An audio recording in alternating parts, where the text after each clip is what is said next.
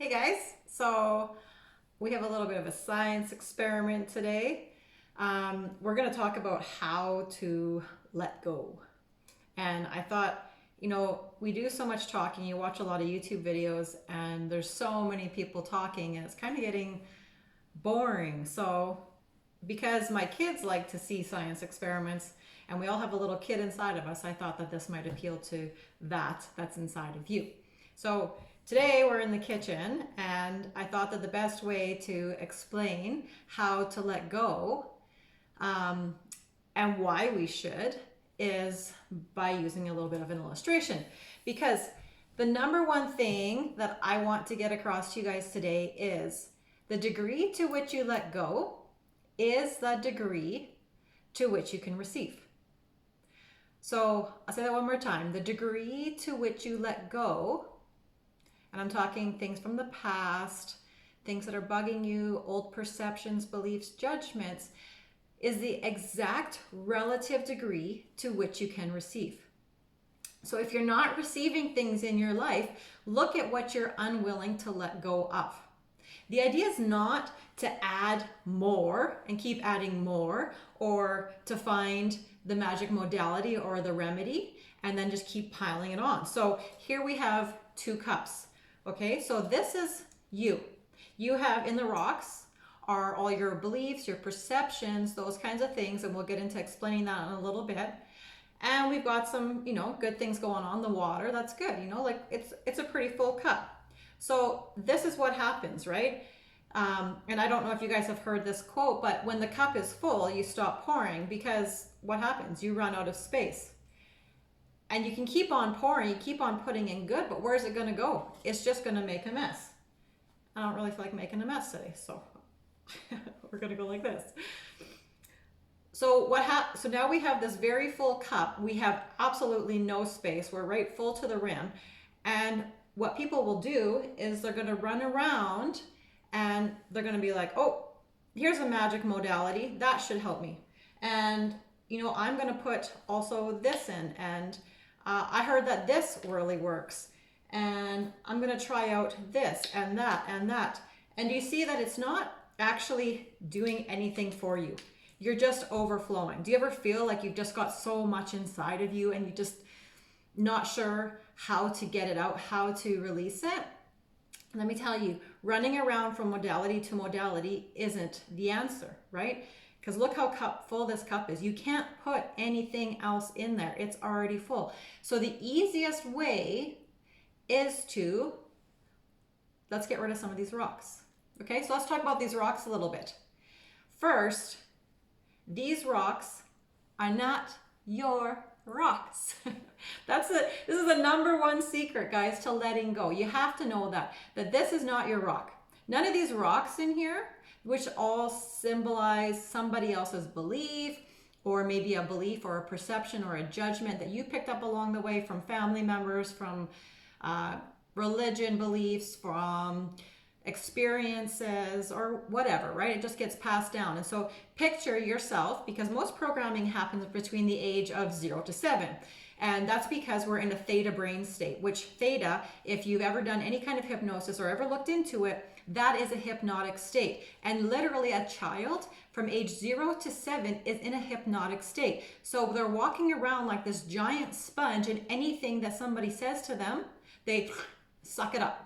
And so if you picture a little kid going to school and he's got a cutie little backpack on, and what's happening is somebody's saying, oh, don't wear those shoes. Those are ugly shoes, right? The rock goes in the backpack. Oh, you can't play with us because you're not fast enough. The rock goes in the backpack. And then the next person says, you're never going to be good enough to be on our team. The rock goes in the backpack. So now this poor kid's lugging around all kinds of backpacks. And what happens is we keep on doing that for 7 years, and we're still running around with these backpacks on at 30, 40, 50 years later. So I'm trying to give you some clues and some secrets on how you can let go of this backpack that you're holding around. So number one is, remember, these are not your rocks. Somebody might have said them to you, but theirs isn't yours. You took them and put them in your backpack. right? So I'm telling you, one of the easiest things that you can do is remember that. Stop identifying with them. Like, oh, these are my rocks. This is my backpack. This is my story, right? Where it's all ours. Stop identifying with them. Let go of them. You pick them up along the way, and they're in your belief backpack from childhood. So that's yours. Your belief backpack is yours. But you can let go of these rocks because they're not yours, and they're easy to let go of just for that reason. They're not yours. You don't have to hold on to them. So stop being so possessive about these belief rocks that have nothing to do with you. They're not yours. You can literally pick it up and go, not mine, let go. Next, not mine, let go. Next, not mine, let go. That easy. Unless you want to keep the story going, unless you want to keep talking about your wounds and your story and your pain. But if you really want to make space so you can receive, you really have to let go. So what's more important? Holding on to your story, having a good story to tell about, oh, this happened to me and I can't do this because this happened. Or would you rather be in a place of receiving all the amazing abundance and wonderful goodness that wants to come into you? So if you think of it this way, if you go outside on a sunny day, it's a nice summer sunny day, and you got on a winter coat and you have on a hat and you got on toques and you might even have a balaclava on, how is the sun going to hit your skin? It's not. So what happens is these beliefs actually become like a force field around us, and they keep all of the goodness out. There's no way that goodness can come into that belief because your belief is stronger than the energy of that goodness that's coming in. You have to let it in. You have to make it welcome. You have to make a home for it. And what belief about money is going to come to you when you have a belief, or what good energy of money, you might be getting a raise. That might be in that area that's trying to get in past this force field of your beliefs. But how is it going to get in, guys, if you have a belief that it takes money to make money, or money is a struggle, or money doesn't grow on trees? Do you see that? Do you see how this is keeping that away?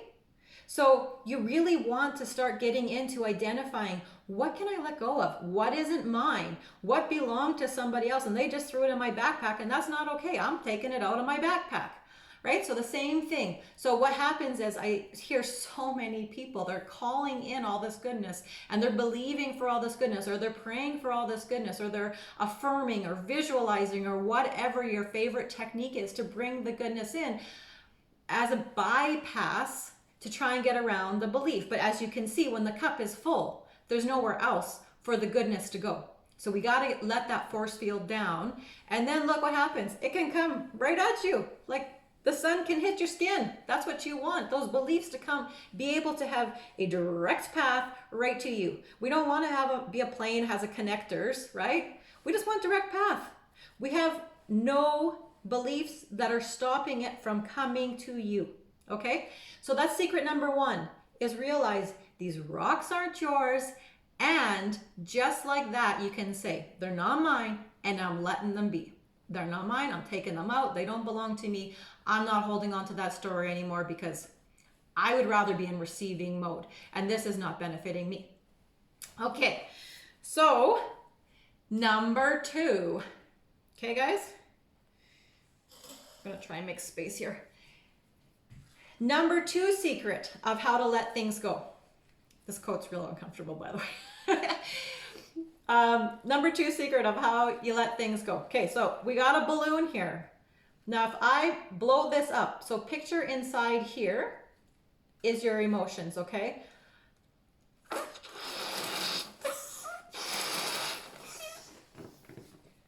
Okay, so we got this fancy little balloon for you. So what this balloon signifies is, when we're children, our first language is emotion. And as adults, it's still our dominant language. And I'll give you an example. So when someone comes to you and angrily says, yeah, well, I love you, you're not going to feel that love. You're not going to feel the warm fuzzies. You're probably going to be like, taken back, maybe afraid, especially if they're gritting their teeth, right? The feeling doesn't come with the words. Words don't create feelings. So you can affirm all you want, but if you don't feel it, that's our first language, and it's our dominant language, because you can feel in other languages. You can go to other countries where they're speaking a completely different language and communicate just off of a smile, off of communication that way. So what actually happens is, in our brains, we don't categorize memories by thoughts or by ages like you probably would with a computer, right? You'd have all your pictures categorized. No, our mental filing system is emotions. And some of you have not just one file for each emotion, but you have a whole filing cabinet because you've never let go of anything. You are like an emotional hoarder. And you can see on here that if we let go of a little bit of a pressure, it's not bulging as much anymore. Okay, there's not as much tension. So let's say that something's really bugging you and you go and you cry it out. By the way, guys, crying's beautiful. It makes your cheeks sparkle. So when you cry, you're letting some of this pressure out. And eventually, if you look at this, do you see that? This is your file and it's shrinking, or your file cabinet if that's you and you've got a lot of grief and sadness. You have to feel it to heal it. You have to. There's no other way around this. There is no modality in the world that's going to make you feel better. It may temporarily get rid of some of the charge, but it's not going to take away the memory, and it's not going to take away the feeling that you connected to that memory. So what happens is, every time that you feel grief, all of these memories of grief are going to come up as well. Each emotion, scientifically, each emotion only lasts for 90 seconds. So that means it's electrical sensation. It comes in and it can go through you in 90 seconds unless you connect it to another emotional memory of the same type. So all of a sudden, you're opening up a file folder of sadness or grief or whatever, and all of these things are coming out. Picture them like kids, like they're all wanting to rush out of the vehicle, right? All at the same time, and they're all wanting to go, be free. That's what's happening. But then we slam the door on them and we're like, no, just all of you just stay in there, please. So because feeling is our first language, and it's the most dominant one, you really do have to release to heal. You have to release if you want to reprogram. And I tell people that you have to let it burn. So if you're thinking about a fire, if you've been camping, which lots of people have lately, if you think about a fire, eventually, if you stop putting wood on the fire, if you stop telling the story, guess what happens? It burns out. And what are you left with? Ashes. That's it. It doesn't start up again. When it's out, it's out. There's no more of it. And our emotions are the same. When it's done, it's done. You don't have to keep reviving it.